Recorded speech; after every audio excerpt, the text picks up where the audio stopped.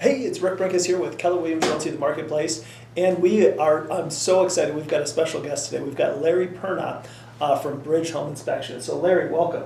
Well, thanks for having me. Yeah, absolutely. So Larry and I have been working together for, how long has it been? About 6, 7 years now? 6, 7 years, yeah. Yeah, no, it's amazing. And one of the things that Larry does so well is that customer service approach, having the heart of a teacher, kind of sharing information, making it meaningful for the buyer, giving them information about the home.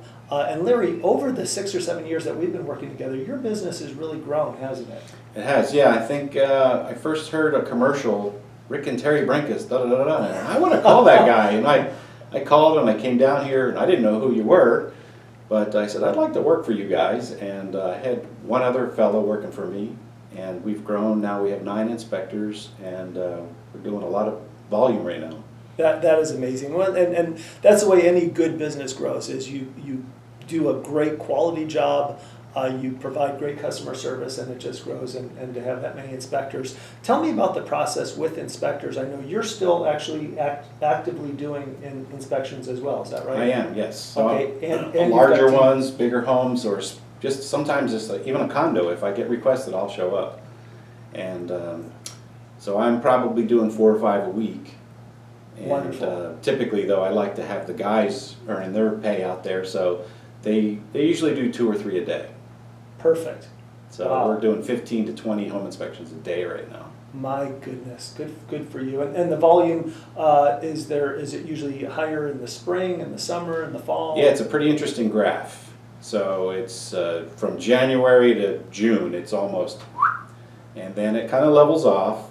And I think we probably mirror your stats, or even the Greater Las Vegas Association stats. It's just a big lump, and then it tails off to December is our lowest month, but still we're doing hundreds in a month, even in December. Sure. Well, it is a cyclical business, mm-hmm. and you know, kind of the volume, you can kind of see that bell curve. You're exactly right of what's going on. So let's talk about home inspections. Years ago, and you know, dating myself, I've been selling real estate for a little over 30 years now. And 30 years ago, it was very rare that you would have a home inspection. 20 years ago, it became very popular, and today, it's almost a must to have a home inspection. Larry, let me ask you: is it necessary, or is it common that people will get a home inspection on a brand new home? So it is common, but it's a lot more common today than it was even 2 or 3 years ago. Sure. So I would say 90% of the homes that close each month are inspected. Wow. But the new builds, a much smaller percentage of them get done. But we do a new build probably every day now. And yes, absolutely get it done. But there's a couple things to know about new builds. One, be represented by a real estate agent. You know what? Great point. Yeah, you have to be represented by a real estate agent. And there's so many reasons why, and I'm sure you could expound on that. But number 2, be represented by an inspection, a third-party inspection. The builders here do a great job. I've even told Nat, the president of the Home Builders Association, I mean, I'm very impressed. From KB to Toll Brothers to Party, they all do a really fantastic job. That said, there's a million pieces and parts in a brand new house, and sure. Some of them are going to need attention. So when you sign up to get a home inspection on your brand new house, your house, it's just human nature, it's going to get a little bit extra scrutinizing by the superintendent. He's going to go there the day before your walkthrough, and he's going to make sure it's clean and polished and all the little scratches and things are not there. So those aren't really that much of our concern. We want to check the AC units, the insulation. We find plumbing issues. I was on a new build yesterday, and I had a plumbing leak under the master bathroom sink that nobody knew about. Yeah, I guess it could happen, but having somebody looking not only how pretty, how the tile, how the grout lines are all straight and everything, but actually having someone checking out all the systems. Yeah, you don't want to beta test your house the first week you're living there. You want someone to run it through its paces, and then they're going to fix it immediately. And here's the reason that you want it done before you sign is it's a whole different queue that you go into after you're a homeowner. That's the customer service crews. Whereas if the day before you sign, the final sign off, that's the construction guy. So they're going to pull Joe off of the site across the street to come fix it like that. Sure, it's funny that you say that, and many builders, you've mentioned lots of them, that they always do want to put, that's their signature to the world, and showing off. The first thing people are going to do when they move into their new home is invite all their family and friends over, and that's that builder's opportunity to get some additional sales. So I found that they are very consumer friendly. Many times you're right, they'll even sometimes pull somebody off of the construction crew and kind of walk through as things are going if there's anything, and again they want to prepare that house, but if there is something that needs a little attention, pull somebody off, get it addressed right then and there. Yep. Let me ask you this, do you also do pre-inspections, maybe while the home is under construction, do you do any inspections prior to? We do. We call that a phase inspection. Okay. So typically there's 3 phases. Pre-concrete, so we want to see the trenches, are they deep enough, wide enough, is the rebar in the right places, is the plumbing coming up in the right spots. Then the frame walk. And this is, a lot of times the customer will be invited to do a frame walk as well. So they're going to come, and before they put the sheetrock up, they're going to come look at where all the rooms are laid out and all the plumbing lines. Well, we're interested in everything behind the walls.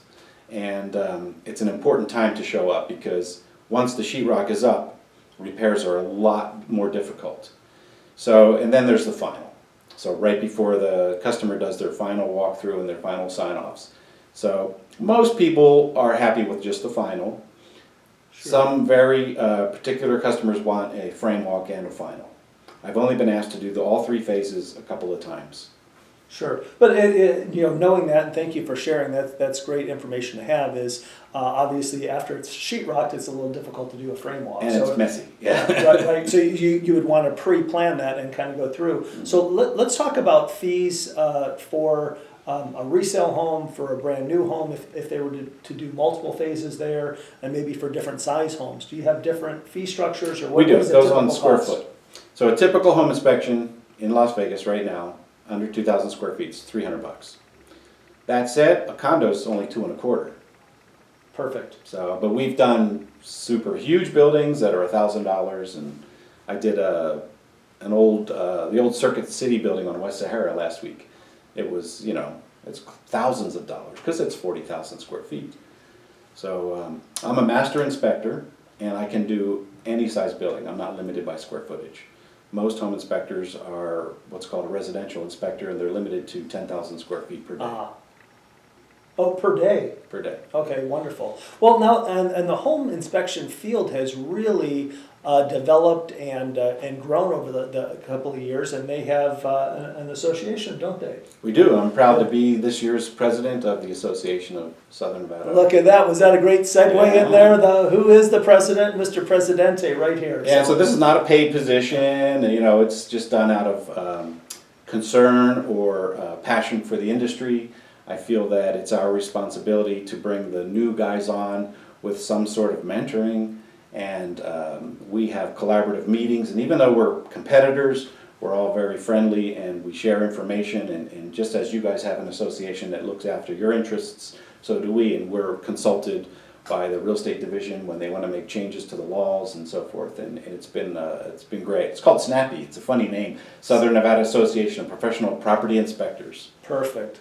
I've been a board member for a number of years, and this year the president. That's outstanding. No, I think you're exactly right. So real estate is kind of a funny business. In one sense, you're kind of competitors to see which agent a client's going to choose. But then we're also very cooperative. And I find that agents are, and much like home inspectors, there's best business practices out there. Right. And just by sharing, it kind of allows us all to provide better service, which at the end of the day, it's providing great service for those customers. Yeah, you don't want some real estate agent going out there half-cocked doing something weird that gives real estate agents a bad name, and same for home inspectors. We want them to be competent and confident what they're doing. Perfect. So let me ask you this. If somebody had a home inspection, do you recommend that the buyer show up to that inspection? Do they show up, should they show up maybe an hour into the inspection? What do you recommend with that? Or is it not necessary for them to be there at all? So if they're out of state, obviously they can't be here. If they're working 9 to 5 and the only time we can get into the house is 9 to 5, then yeah, they're going to get a great, complete, detailed report with hundreds of photos and annotations. But if they can make it, that's all the better. So we recommend that they show up right before the end. So if it's a 2-hour inspection, they can show up an hour and 45 minutes later. They'll have 15 minutes to debrief with the inspector. What did you find? Because that way, now when they see, oh, there's this thing is broken over here, and they're going to recognize that from, oh yeah, that was in the laundry room, and they have context. So it is always better to be present. However, it's not a bad thing if, like I said, they're out of state. We do a lot of out of state work. People that we've never met them, and they're just looking at it online. And sometimes the agent will show up as well, and we'll walk them through and just show them what we found, and then of course it'll be in the report. Yeah, perfect. Yeah, and sometimes when you read the narrative, the actual written report, it can make, especially, home buyers, they may not do this every day like you and I do. Right. The last time that they bought or sold a house, it may have been 8 or 10 years ago. So sometimes just reading that narrative doesn't do it justice when they're actually there, and you can kind of point things out. But you and I were talking a little bit earlier in preparation for our podcast here, and you were saying that rather than showing up right at the very beginning of a report, you usually recommend that somebody shows up maybe 45 minutes, an hour into the report, because... Right, because they don't know something. Yeah, right. When an inspector steps out of his truck, he doesn't know anything about that house. And, so they're going to be sitting around waiting. Waiting for you. Hey, what did you discover? Yeah, what did you find? Let me get my ladder out first. Let me go. So you want to run the appliances, get the heat going, or the AC. He wants to get on the roof, and we want to get some water flowing through that house and put it through its paces. I want to open up every kitchen drawer and door. Fantastic. So he's going to be doing that in the next hour or two. And if the customer's there and they're in the middle of the inspection and they find something significant, they'll probably come and get them and say, Mrs. Smith, why don't you come look what I've noticed here in your swimming pool, and there's this gaping hole in it, or whatever. Sure. So if there's something significant, they'll stop and they'll just show it to them. Probably not great to follow the inspector around. We've had situations where the family shows up with the uncle and the aunt and the pets and the kids, and the guy's walking through the hall with his ladder, and and the kid turns the corner and bumps into the inspector, and it's so you have to. I'm just kind of visualizing that in my head, and I can kind of see that happening. You guys have a whole set of challenges that you deal with, and we have a whole another set. Sure. So that's one of them, and we have to. That's also why we do an apprenticeship of 100 homes. So let's say that you're a licensed home inspector. You just fresh out of school. You're able to go out and do a home inspection. Sure. I wouldn't advise it.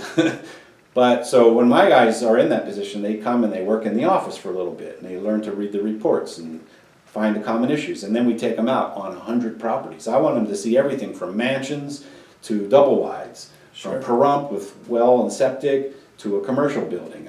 So when you do see me on an inspection site, you're going to see me with another guy, and that's usually what they're doing, is they're trying to earn their 100 houses or their 100 properties, so that I don't want them to ever get stumped. Sure. If they show up at a house, it's something they've already seen, they've already dealt with, they're experienced. Well, it makes sense. If you did 5 inspections, 10, 25, versus 100 apprentice appointments and various roles, shadowing somebody, there's just a huge amount of knowledge above and beyond just being prepared to be able to do it, but to be able to do the effective job. That sounds like an amazing training program, and that's probably really worked. Probably is one of the reasons why your business does so well and such in high demand. I know that many times we're working with somebody that's bought a home with us in the past. That, hey, are we going to use Larry again for the home inspection and his team? Oh, it's great to hear. So yeah, no, that is fantastic. So let's talk a little bit about a home inspection versus a home warranty. Is a home inspection, is that a home warranty? No, but it often gets confused as one. So a home inspection is a snapshot of what's taken place at that day, at that time. So we document the fact that, hey, your AC is blowing out at 47.5 degrees, and your oven came up to temperature in 350 degrees to bake, and your hot water is coming out at this. And so we're documenting everything that we find on that day. Next week, things change. They change rapidly or they change slowly, but they do change. Sure. When I first turned my AC on this spring, one of them wasn't working. So you know what? I called my home warranty company. I'm a big believer in home warranties. sure, it cost me $75 to have the guy come out, but it would have been $450 to have a fan motor replaced. The fan went out sometime over the winter, I don't know how, maybe a surge of electricity, who knows how these things happen, but it cost me $75. And it's Sure. working like a champ today because it's going to be 95 degrees today. Yeah, no, absolutely. So the home inspection gives you information about the home, and one of the beautiful parts about that is most home warranties, which will then cover the services, the heating, cooling, plumbing, electrical for like a 12-month period. Various home warranty companies will have different amounts for the policy itself. They'll cover certain things, each one's a little different. Sometimes they'll cover certain things and another warranty may not cover certain things. They'll have different deductibles on there, but many of them have some language, some common language that they don't cover pre-existing conditions. Right. So therein lies, is that another... Well, a good rule of thumb is home have- warranty, future, home inspection, present and past. Sure. So we document, hey, this looks like it's been damaged, it is working, however, we'll make a comment on it, like, there's some pet damage done to your AC unit outside. Ah, perfect. So once that's documented, and you haven't bought the house yet, you and your agent, that's where you guys work your magic. And I've seen back and forth the negotiations that happen, and sometimes we get called to come up again and go, oh, look, they replaced it, or they fixed it, or whatever it is. Sure. And now when the home warranty company asks for that, they're going to see, oh, the AC was working perfectly fine when the inspector was here. So they're not going to dispute it. Right, so it kind of, you've got a licensed home inspector that's saying that everything was working on that day. It kind of really eliminates that argument of was it a pre-existing condition? Right. Because on that date, everything was working. I've had so many emails and phone calls about that. Like, yes, thank God you had that in the report. Perfect. Because that way my home warranty company asked for the report. They saw that it was working. They could even see the photographs of the temperature that it was blowing out. And Perfect. now there's no question about it. Perfect. So let me ask you that. Let's say somebody was not able to be on an inspection. It's an out-of-state person. They're then reading the report. If they have questions later about that report, are they able to reach back out to your staff, to you, to the actual inspector that did it? What would be what could they do if they had questions? So yeah, mostly they call. Of course, you could email. They could call us. They call the office. If it's a super general question, the office staff can help. They can look up the report. We have 12,000 reports, logged, and we can just look up any one of them. And they can also have the same one on their screen, and we can scroll through together and go line by line by line. Some buyers are like that. They want to have a verbal explanation of each thing. We try to write the reports in such a way that it is descriptive enough that they don't have to. And also, the real estate agents are very knowledgeable and experienced usually with these things, right? And so they're going, oh, what does he mean the T&P line is not draining the right way? And the real estate agent, well, that's on the hot water heater, and it's this, So the easy stuff is easy.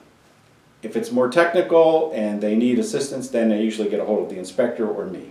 Okay. And then we'll walk them through it. Perfect. Yeah, and again, that is one of the things that the buyers that I'm working with really love is the fact that you'll be able to roll up your sleeves, dive in, help answer any questions that they have, and really help them feel comfortable with the process. And again, that is it's back to us. Is most times a contract is written subject to this home inspection. So if there are issues, that's the time that then we can negotiate with the seller, see what we need to do to try to get that resolved and fixed. Yeah, I mean, not that we do home inspections for that purpose, but I've seen people save or spend less money on their home purchase because of home inspections. Perfect. And it could be, because maybe the seller didn't know the water heater was dripping. And suddenly now you end up with a brand new water heater. And, whereas, it was working, so they never noticed it, but all the bikes and the gym gear and everything's all around the water heater. And we got in there and looked, oh, it's dripping. Yeah, not many people inspect their hot water heater every day or month as it goes. Anyhow, Larry, I just so appreciate you spending the time with us this morning, kind of helping. I'm more knowledgeable about doing the whole thing, and again, being proactive, working with a good partner in any business. You're only as good as the people that you surround yourself with. So we're just happy to be working with you and the good quality work that you do. So as always, if you know anybody that has questions about real estate, curious about what their home may be worth, thinking about buying a home, selling a home, investing in real estate, we'd love to help you out right here. Rick and Terry Brinkus at the Brinkus team, Keller Williams Realty, the Marketplace.